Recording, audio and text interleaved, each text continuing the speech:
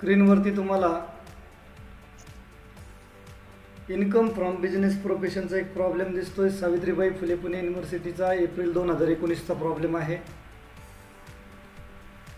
प्रश्नपत्रिकेतला problem घ्यायचा आणि नंतर प्रकार बदलायचा. ठीक आहे. कोणत्या प्रश्नपत्रिकेतला प्रॉब्लेम आहे हा? हॅलो, आवाज येतोय का माझा? हो.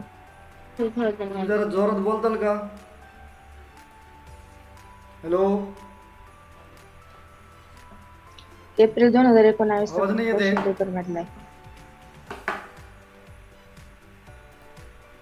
Hello hello hello hello hello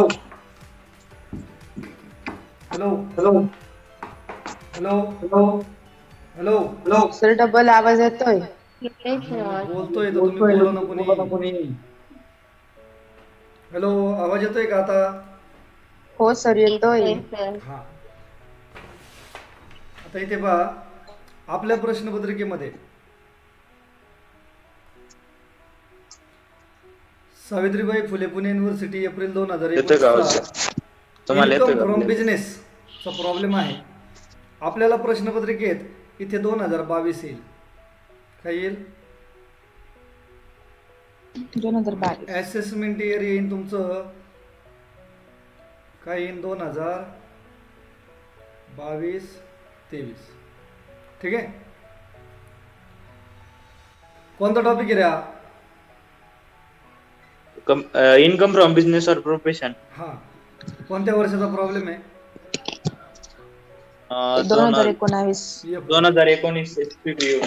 या ठिकाणी तुम्हाला प्रॉफिट अँड लॉस अकाउंट म्हटलंय, परंतु त्यांनी ट्रेडिंग अकाउंट पण दिलेलं आहे. पहा, ट्रेडिंग अकाउंट पण आहे ना, opening stock, closing stock. Okay. Profit and loss trading account आणि प्रॉफिट अँड लॉस अकाउंट एकत्र दिलेलं आहे. हा प्रॉब्लेम सोडवायचा. खाली काही ॲडजस्टमेंट आहेत पहा. आता प्रॉफिट अँड लॉस अकाउंट आपल्याला चांगल्या पद्धतीने माहिती आहे. खाली ॲडजस्टमेंट पण दिलेले आहेत. किती ॲडजस्टमेंट आहेत रे? 5 ॲडजस्टमेंट आहेत. 5. हाच प्रॉब्लेम तुम्हाला आपल्या नोट्समध्ये सुद्धा सापडेल. हो. बरं, 18,20,000 तुम्हाला प्रॉफिट अँड लॉसची बेरीज दिलेली आहे. इथे नेट प्रॉफिट किती दिला? 1,00,000.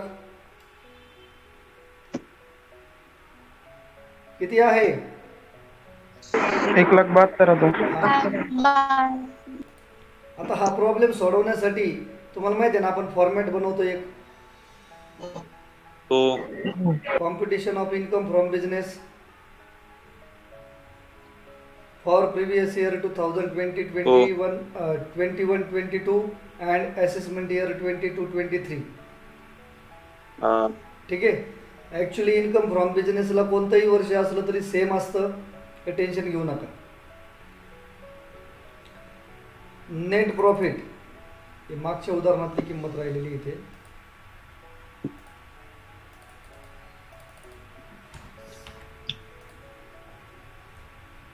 काय फॉर्मॅट आहे माहिती आहे ना?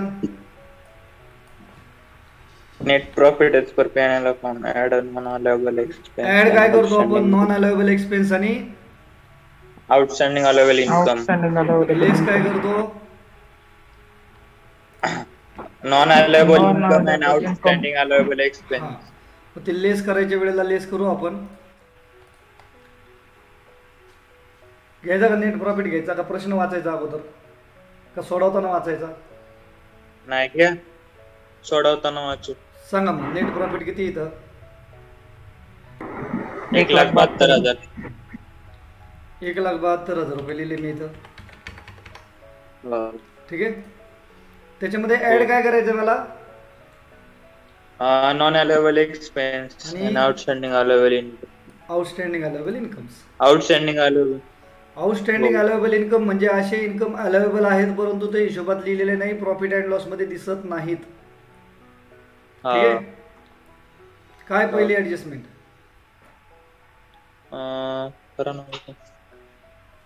Ramrao carry on his business from rented premises. अरे त्याचं जे दुकान आहे ना, ते दुकान त्याचं स्वतःच नाहीये, भाड्याने घेतलेलं गाळा आहे, भाड्याने घेतलेलं दुकान आहे. त्याच्यातलं अर्ध स्वतःसाठी वापर. हा, म्हणजे त्या दुकानसाठी तो जेवढं भाडं देत असेल त्यापैकी दुकानचं किती आणि घरचं किती, अर्ध अर्ध असेल ना. मग हो, अर्ध दुकानचं आणि अर्ध घरचं. त्याचं दुकान ज्या इमारतीमध्ये चालतं ती इमारत त्याची स्वतःची नाहीये. नाही. मग इमारतीचं तो भाडं किती देतो त्या दुकानचं? पहा बरं किती भाडं दिलं त्याने.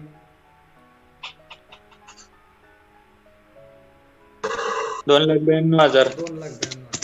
मग या 2,92,000 मध्ये घराचं भाडं किती आणि दुकानचं भाडं किती? 104,000 घराचं. अर्धे करायचे, अर्धे आणि 100. आहे की नाही? अर्धे करायचे हो. ना. हा 50%. हा. मग Rent तुम्हाला for residence house. 2,92,000 गुणिले अर्धे, अर्धे म्हणजे किती येतील रे भाऊ? 1,46,000. म्हणजे 1,46,000 हे झालं रेंट कसलं? दुकानचं. Residence house. आणि तेवढीच रक्कम हा, पुन्हा दुकानचं 1,46,000 कोणाची झाली? घराचं भाडं. घरची. मग या दोघांपैकी कोणता अलाउएबल आणि कोणता नॉन अलाउएबल? एक अलावेबल, एक नॉन अलावेबल. हा, मग कोणता अलाउएबल? चालेल. अलाउएबल रेंट बरं. शॉपचं. शॉपचं अलाउएबल आहे आणि बरं. हाऊसचं नॉन अलावेबल. मग आपल्याला काय करायचंय? अलाउएबल घ्यायचे का नॉन अलाउएबल घ्यायचे? Non allowable. काय करायचे नॉन अलाउएबल एक्सपेन्स? ऍड करायचे. नेटवर्क. ऍड करायचे, बरोबर ना? Rent for residence house. हा, मी तर काय लिहितो ऍड मध्ये? Rent for residence house. Residence house. Residential house. हो. किती रुपये? 1,46,000. 1,46,000. 20,000. 1,46,000. 46,000. कसे आले कळाले का ते? हो. ओके. त्यानंतर दुसरे ऍडजस्टमेंट.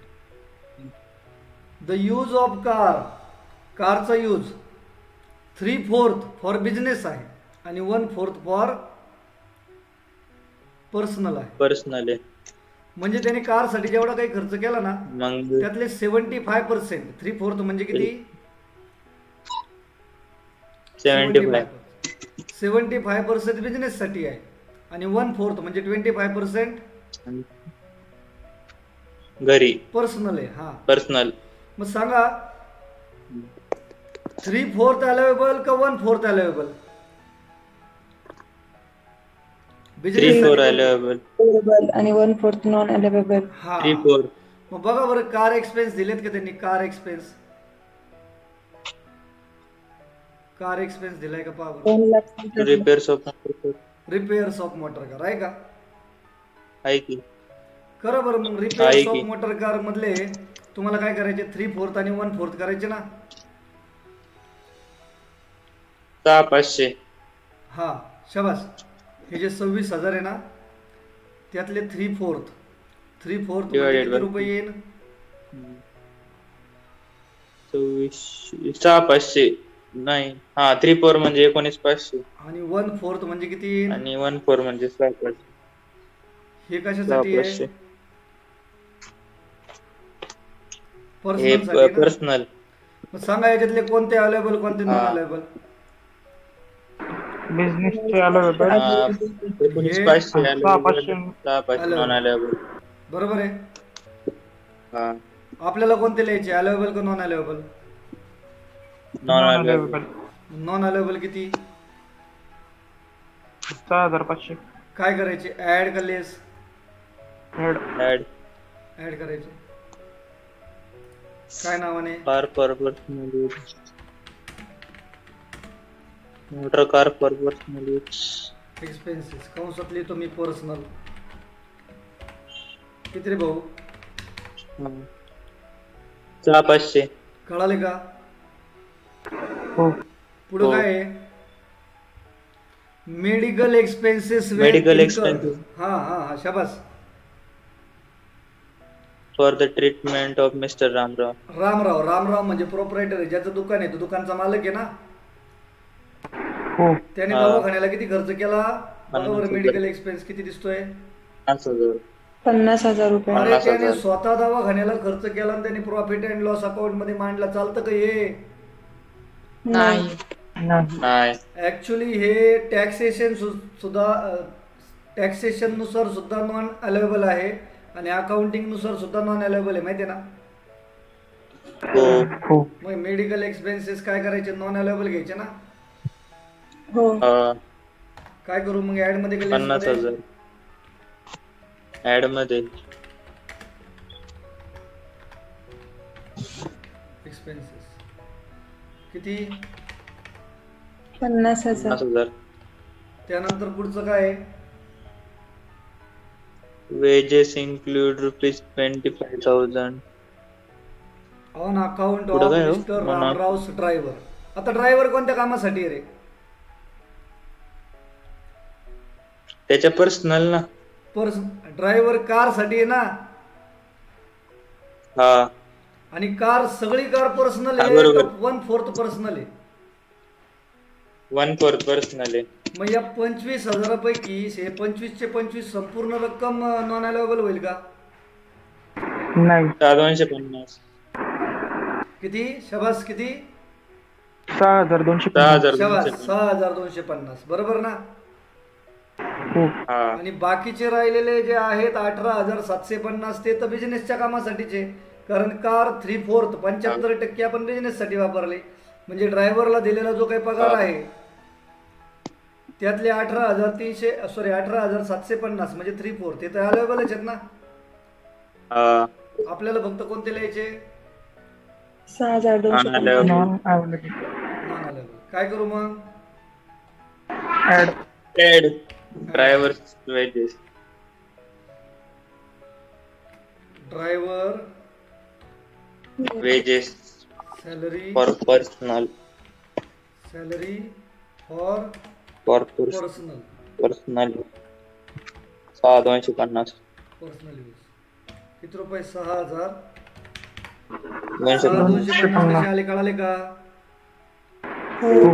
हा म्हणजे किती टक्के 30,000. घ्यायचे मी तर वाटलं असं ब्रॅकेट मध्ये लिहितो. किती टक्के 25,000 गुणिले 25% लिहिलं मी फक्त. 25% कशाच्या मग 25,000. 25% म्हणा किंवा 1/4 म्हणा चालेल ना. हा. हो. हा. हा त्यानंतर काय रे पुढं As per income tax rule, rate of depreciation on motor car is 15%.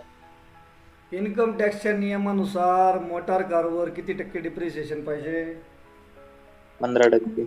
15%. Profit and loss मध्ये डिप्रिसिएशन दिलं का पहा बरं. दिलंय. नाही दिलं. कुठे कुठे आहे ना सर 28,000. आहे की नीट वाच 28,000. नाव नीट वाच नीट नाव वाच. प्रोव्हिजन आहे. हा समजलं का. हा. डिप्रिसिएशन आहे का प्रोव्हिजन फॉर डिप्रिसिएशन आहे. प्रोव्हिजन. प्रोव्हिजन म्हणजे रिझर्व ना. हा. सगळे रिझर्व नॉन अलाउएबल असतात. सगळे reserve non allowable. Non allowable असतात. किती आहे इथं प्रोव्हिजन फॉर डिप्रिसिएशन 28,000. 28,000. मी तुम्हाला काय बोललो सगळे प्रोव्हिजन काय असतात non allowable. Non available. Non allowable. मग नॉन अलाउएबल एक्सपेन्स आहे ना. काय करावं लागेल रे 28,000 ऍड करा. संपूर्ण ऍड करावं लागेल. पहा काय करायचं provision for depreciation. Provision for depreciation. नीट ऐका बरं का नीट समजून घ्या. प्रोव्हिजन फॉर डिप्रिसिएशन डिप्रिसिएशन किती रुपये होते 28,000. त्यांनी सांगितलं ऍडजस्टमेंट मध्ये इन्कम टॅक्सच्या नियमानुसार डिप्रिसिएशन किती टक्के पाहिजे 15%. 15%. अरे पण 15% कशाच्या किमतीच्या नेट प्रॉफिटच्या का कारच्या किमतीच्या. कारच्या. मग आपल्याकडे कारची किंमत पण दिलेली यांनी पहा ना. अरे मला सांगा आपण मोटर कार खरेदी केल्यावरती खर्च म्हणतो का मालमत्ता म्हणतो रे. मालमत्ता.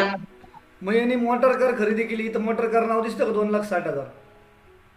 हा या रामरावने काय केलं, मोटर कार खरेदी केली आणि प्रॉफिट अँड लॉसच्या डेबिटला टाकली खर्च म्हणून.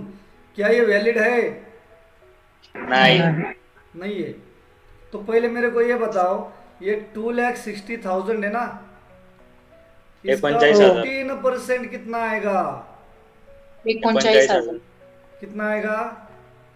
49,000. 39,000, राईट ना.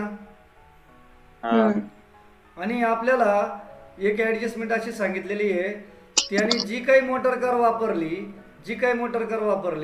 त्यापैकी किती फक्त बिझनेस साठी आहे? 3/4. म्हणजे पर्सनल कामासाठी किती आहे? 1/4. यातलं कोणतं अलाउएबल आहे आणि कोणतं नॉन अलाउएबल आहे? 3/4. 1/4. बरोबर आहे. मग इथं 39,000 रुपये डिप्रिसिएशन आहे, जे 39,000 डिप्रिसिएशन आहे, त्यातलं 1/4 9,750. कितना आएगा रे? 9,750. 9,750. अरे इतना डिप्रिसिएशन क्या होगा? एवढं डिप्रिसिएशन काय? नॉन अलाउएबल आहे ना. हा नॉन अलाउएबल आहे ते. आणि अलाउएबल किती होईल मग? थांबा बरं. 29,250. 29,250. नीट समजून घ्या बरं का, इथं मुलं फार कन्फ्युजन करतात. मला सांगा, हे काय आहे तुमचं? अलाउएबलची अमाऊंट किती? 29,250. नॉन अलाउएबलची किती? 9,750. मला सांग, आपण डिप्रिसिएशन लिहिलेलं आहे का रे प्रॉफिट अँड लॉसला? लिहिलंय ना. कुठे लिहिलेलं आहे? 28,000. हे काय डिप्रिसिएशन डिप्रिसिएशन आहे का? ते डिप्रिसिएशन आहे का? प्रोव्हिजन. ते प्रोव्हिजन खाली लिस्ट मध्ये लिहायचं ना. ती प्रोव्हिजन आहे, नीट List समजून मध्ये. घ्या. मग डिप्रिसिएशन आहे का लिहिलेलं P&L मध्ये? नाही. मग आता मी काय सांगतो नीट ऐका बरं का. जी List अमाऊंट मध्ये नॉन अलाउएबल आहे, हे 9,000, हे काय आहे तुमचे? Non allowable. नॉन अलाउएबल आहे आणि लिहिलेले सुद्धा नाहीये, रेकॉर्डिंग सुद्धा नाही. काय करायचं मग याचं? त्याचं काहीच नाही करायचं. शाबास, व्हेरी गुड. याचं काय करायचं? काहीच नाही. काहीच नथिंग. नाही करायचं. आणि जे अलाउएबल आहे, एवढं अमाऊंट अलाउएबल दिसते का? हा ते लेस करायचं. लिहिलेले आहे का? नाही. म्हणजे अलाउएबल आहे परंतु लिहिलेलं नाही, म्हणजेच आउटस्टँडिंग आहे ना. हो, हो. आणि आउटस्टँडिंग अलाउएबल एक्सपेन्स आहे ना. हा ऍड का लेस लेस? करायचं. Less. Outstanding allowable expense Rutuja. Less. हा मग आउटस्टँडिंग अलाउएबल एक्सपेन्स बघ ना. आउटस्टँडिंग अलाउएबल इन्कम ऍड करतो आपण. फॉर्मॅट नीट बघ. हा बरोबर. मग मला फॉर्मॅट मध्ये इथं काय लिहायचंय खाली आता? लेस. लेस. काय? Non allowable. नॉन अलाउएबल काय? Income and outstanding allowable expense. Outstanding allowable expenses. Allowable expenses. बरोबर आहे. हो. सांगा मग काय करायचं आता? आपण जे आता आपण ठरवलेले 29,250 एक्सपेन्स आहे का इन्कम आहे? एक्सपेन्स आहे. अलाउएबल आहे का नॉन अलाउएबल आहे? अलाउएबल आहे. लिहिलेलं आहे का Allowable. नाहीये? नाही. नाही लिहिलं. काय करावं लागेल मग? लेस करायचं पहिलं. लेस मध्ये जाईल. काय? 15% डेप्रिसिएशन. हा, depreciation required on motor car. बरोबर. आता इथं मी कंसात दाखवतो तुम्हाला. किती रुपयावर रे? 3/4. 2,60,000. 2,60,000 ना. हा. किती टक्के रे बाबा? 75 परत नाही, गुणिले हा 15%. परत गुणिले 1 3 हे कळालं का? 3 4. सर 25% केलं तर चालेल ना? कस काय 25%? मला सांग ना, आपल्याला 25% अलाउएबल less पाहिजे का नॉन करायचं. अलाउएबल पाहिजे? अलाउएबल पाहिजे. हॅलो. मग अलाउएबल किती? 75% आहे ना? हा किती आले होते? तर 29,000. 75%. 750 250 सर 250. 29,250. हा शाबास, 29,250 आहे की नाही? गलत हा. हो गया था. हा 29,250 समजलं का? हो. हो. परत एकदा सांगतो. ओके, पहिल्यांदा प्रॉब्लेम पूर्ण होऊ द्या, परत एकदा सांगतो. पुढची adjustment as per Wages. Income नाही. हा तेच झालं ना, म्हणजे ऍडजस्टमेंट फिनिश झालं, संपल्या. चलो. हा पहिले से ओपनिंग स्टॉक अवेलेबल पण आहे, लिहिलेला पण आहे. ओके. परचेसेस अवेलेबल आहे, लिहिलेले पण आहे. ओके. वेजेस झालं की सर ऍडजस्टमेंट मध्ये सर. अरे झालं, पण ते वेजेस काय अवेलेबल आहे ना, हो आणि लिहिलेले सुद्धा आहे. आहे ना. हो. मग काय करायचं? रेंट अवेलेबल लिहिलेलं आहे. रेंटची ऍडजस्टमेंट सोडवली, रिपेअर ऑफ मोटर कार सोडवलं, मेडिकल एक्सपेन्स झालं, जनरल एक्सपेन्स अवेलेबल पण आहे, लिहिलेले पण आहे. काय करायचे? काहीच नाही. मोटर कार झालं. कुठे झालं? नाही झालं सर, ऍड करायचं. मोटर कार फक्त डिप्रिशिएशन काढलं त्याच्यावर आपण. हो. मला सांग ना, मोटर कार घेतली आणि प्रॉफिट अँड लॉसच्या डेबिटला लिहिली, क्या हे अलाउएबल आहे? नाही. नॉन अलाउएबल एक्सपेन्स आहे ना. कुठे येईन मग तो?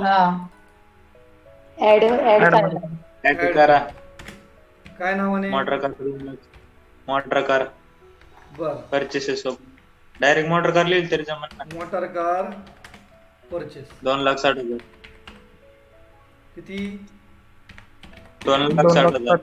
2,60,000. ओके. हो. त्याच्यानंतर प्रोव्हिजन झालं. Advance income tax. Income tax paid केला, हा अवेलेबल नाहीच आहे. म्हणजे टॅक्स आपण आहे ना, इन्कम झाल्यानंतर पेड करायचा असतो. इन्कमच्या अगोदरच पेड करायचं आणि ते मायनस दाखवायचं असं नाही. ठीक आहे. अरे तुम्ही इन्कम टॅक्स शोधण्यासाठी जो नेट प्रॉफिट शोधताय ना, मग इन्कम टॅक्स भरलेला दाखवता येणार नाही त्यात. म्हणून कधी ऍडव्हान्स इन्कम टॅक्स असेल तर तो सुद्धा काय आहे तुमचा? नॉन अलाउएबल एक्सपेन्स आहे. सर लईच आहे तो मॅडम, प्रश्नपत्रिकेतला प्रश्न आहे. कोणत्या प्रश्नपत्रिकेतला आहे? एप्रिल 2019 शेवटची प्रश्नपत्रिका. त्याच्यानंतर परीक्षा झालेली नाही अजून, आता तुमचीच होणार आहे डायरेक्ट. ठीक आहे सर. इनडायरेक्ट टॅक्स असलं तर अलाउएबल असतो ते. इनडायरेक्ट टॅक्स हा तो अलाउएबल असतो. कस्टम ड्युटी तो allowable, sales tax, custom duty, पण त्याची पेनल्टी अलाउएबल नाही. हो. पेनल्टी कोणतीच नसते ना सर. Penalty, fine, charges. कोणते चार्जेस माहिती का? Extra charges, late fee allowable नाहीये. बरं, एवढं झालं. डेबिट साईड संपली. क्रेडिट साईड सांगा. सेल्स अलाउएबल आहे, क्लोजिंग स्टॉक त्याचं काही घ्यायचं नाही. गिफ्ट फ्रॉम फादर, अरे वडिलांकडून पैसे मिळाले, गिफ्ट मिळालं, हा इन्कम असेल, बिझनेस इन्कम आहे का? नाही. काय करावं लागेल? लेस करायचं. काय नावाने? Gift from father. Gift from father.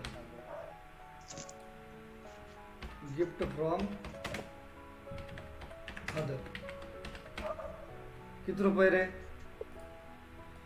54,000. 54,000.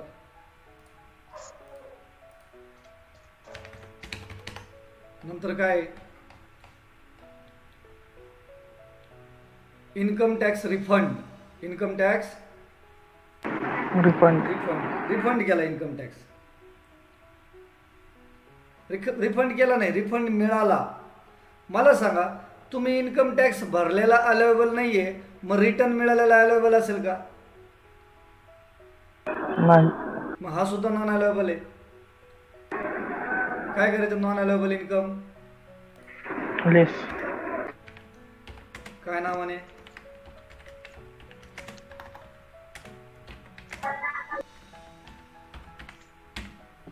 किती रुपये रे?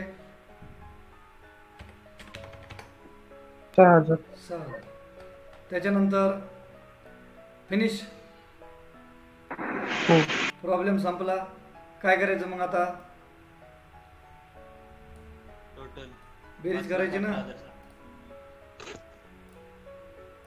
सांगा बेरीज किती आली? 5,18,750. नक्की? हो. कुठून आणले तू? कॅल्क्युलेट करून बाकीच्यांना कळाले सर, पाहिजे. माझ्याकडं 6,000 plus 6,500 plus 50,000 plus 6,250 plus 28,000 plus 2,60,000 plus 22,000.